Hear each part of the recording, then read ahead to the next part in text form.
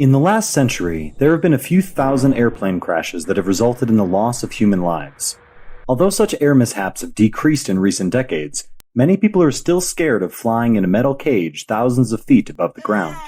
Granted, all passenger planes have oxygen masks and life jackets for their passengers, so why don't they throw a parachute in there too?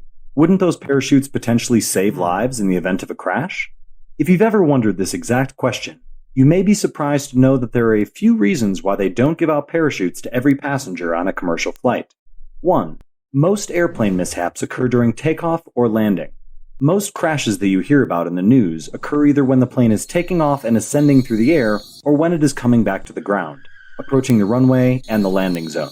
For this reason, takeoff and landing are considered the most difficult and dangerous parts of any flight.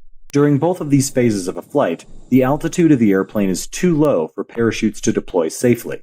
Furthermore, the plane is moving too fast when it's taking off or landing, which makes matters even worse for a would-be parachutist. Number 2. Breathable oxygen and temperature.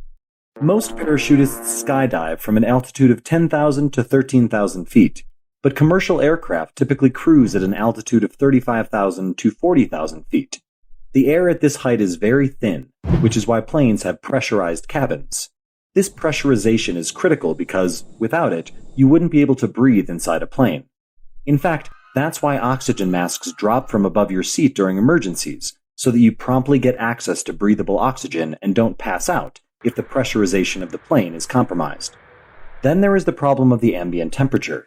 At that altitude, the air temperature would be 40 to 50 degrees below freezing.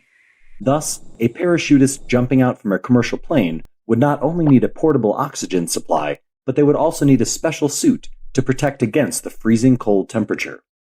Number 3. Commercial airplanes are not designed for skydives. You may have seen in movies that skydivers usually ride in a special aircraft that is designed to facilitate skydives.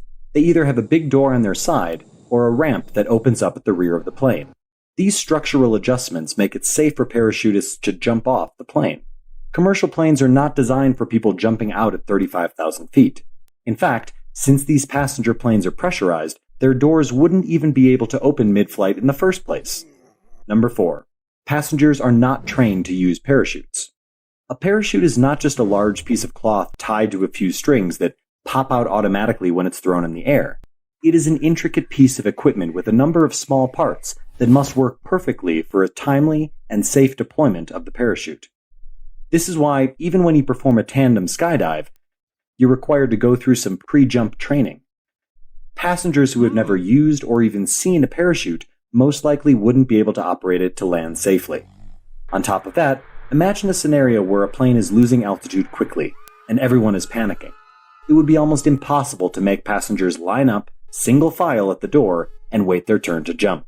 It would be mayhem.